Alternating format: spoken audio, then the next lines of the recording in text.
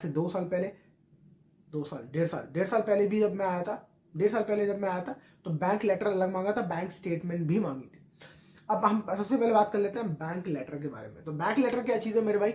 Bank letter है जो आपको बैंक से मिलेगा, जिसमें आपका मेंशन रहेगा कि भाई this account bearer having account number this is having account with us, और एक डिक्लेरेशन सर्टिफिकेट होगा, उसमें लिखा होगा to whomsoever it may concern, ऊपर टॉपिक उसका जो नॉर्मली होता है, और उसमें होगा to whomsoever it may concern. तो आपका नाम होगा, डिटेल्स आपके बारे में, क्या डिटेल्स होंगी उसमें, ये जरूर रखना याद कि आपका नाम जरूर होना चाहिए, आपकी डेट ऑफ बर्थ जरूर होनी चाहिए, और तीसरी चीज आपका पासपोर्ट नंबर जरूर होना चाहिए।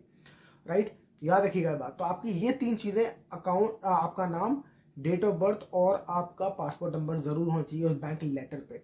बैंक लेटर पे जब आपका होगा तो उसमें ऐसी कुछ, वो इनके पास, सबके पास फॉर्मेट होता है, जब जो भी आप बैंक लोगे, आईसीआईसीआई, एसबीआई, एक्सिस बैंक, सबका एक अपना अलग अलग एक अपना खुद का फॉर्मेट होता है जिसको वो यूज करते हैं, और वो कुछ कुछ कंपनीज का फॉर्मेट फिक्स होता है, उसमें एडिट भी नहीं हो सकता। तो वो कहेंगे कि हमारे पास तो ये फिक्स फॉर्मेट है, हम आपको लेटर, बैंक लेटर निकाल के दे देंगे, पर हम उसमें एडिट नहीं कर सकते कुछ।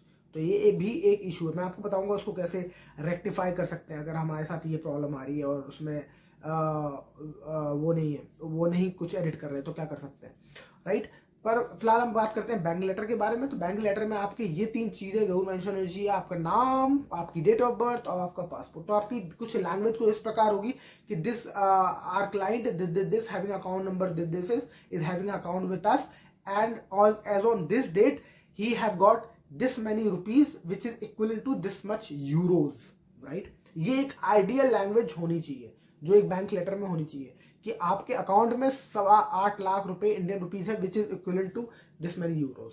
अगर आपका बैंक आपको एक ऐसी बना के दे देता है, एक ऐसा फॉर्मेट में, तो बेस्ट है, इससे अच्छा कुछ नहीं है, जिसमें आपका डेट ऑफ बर्थ हो जाएगी, पासपोर्ट नंबर आ जाएगा, आपका नाम आ जाएगा, और उसमें ये भी मेंशन कर देगा कि 8 लाख रुपए और इक्विवेलेंट टू 8,500 यूरोज आपके बैंक अकाउंट में है एज ऑन डेट दिस।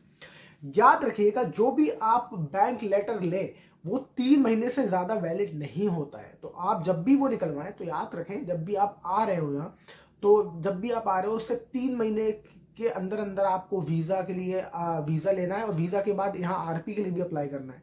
तो 3 महीने बाद वो बैंक लेटर जो है वो हो जाएगा, क्या कहते हैं, इनवैलिड हो जाएगा, तो आप उसको यूज नहीं कर पाएंगे। तो इसलिए जो आप निकालो वीजा, जब आप अपने वीजा के लिए अप्लाई करने जा रहे हो तो जस्ट उससे पहले ही बनवा लो, जिससे कि आपकी लेटर की जो डेट है वो आपको पूरे 3 महीने मिले। किसी भी कारणवश आपका लेट हो जाता है, डिले हो जाता है, तो आपके पास still handsome amount of time हो कि आप जब यहाँ आओ तो आप वीजा के लिए अप्लाई करो पहले इंडिया से, और फिर यहाँ के लिए जब रेजिडेंस परमिट के लिए अप्लाई करोगे तो आपके पास टाइम होगा। राइट, बैंक लेटर की बात हो गई, 3 महीने के लिए वैलिड होता है, ये सारी चीजें। अब हम दूसरी बात करते हैं बैंक स्टेटमेंट। बैंक स्टेटमेंट चाहिए होती है पिछले 3 महीने की। ये भी आप कोशिश करो कि आप उसी टाइम निकालो जब भी आप बैंक लेटर निकलवा रहे हो।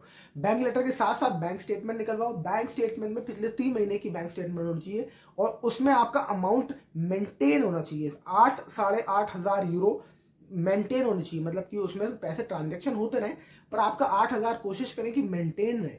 ठीक है ना, अगर उसमें से कोई बड़ा अमाउंट निकला एकदम से, तो वो पैसा कम हो गया, 5 लाख हो गया, फिर आपने डाल दिया 3 लाख, फिर 8 लाख हो गया, तो ऐसा नहीं होना चाहिए। दो देर आर चांसेस कि ऐसी बैंक स्टेटमेंट भी लोगों ने एक्सेप्ट कर ली है उन्होंने, और कोई नाटक नहीं हुआ उस पर भी, और ऐसे भी चांसेस है कि वहां डिनाई हो गया, कि इनसफिशिएंट फंड्स, एक रीजन दे देते हैं वो इनसफिशिएंट फंड्स, और उसकी वजह से डिनाई हो जाए वीजा। तो ये भी हो सकता है। तो आप याद रखो कि आप बैंक स्टेटमेंट और बैंक लेटर दोनों एक ही तारीख को निकालो। आप वीजा से अप्लाई करने से पहले बैंक स्टेटमेंट जो होगी वो 3 महीने की होगी, लास्ट 3 मंथ्स की, जिसमें आपका मेंटेन होना चाहिए सफिशिएंट अमाउंट, 8,000 यूरो के आसपास, थोड़े बहुत ऊपर नीचे ट्रांजेक्शन होते रहे, पर 8,000 के आसपास जरूर मेंटेन रहे, और उसमें आपका नाम होना चाहिए, अकाउंट नंबर होना चाहिए, वो तो होनी चाहिए, और बैंक स्टेटमेंट में तो जो पूरी डिटेल्स होती है, क्या क्या ट्रांजेक्शन है पिछले 3 महीने के, सब कुछ इंक्लूड होगा। तो वो आपकी बैंक स्टेटमेंट हो गई। राइट, तो आपके पास क्या हो गया, दो आपके पास डॉक्यूमेंट हो गए, एक बैंक स्टेटमेंट, एक बैंक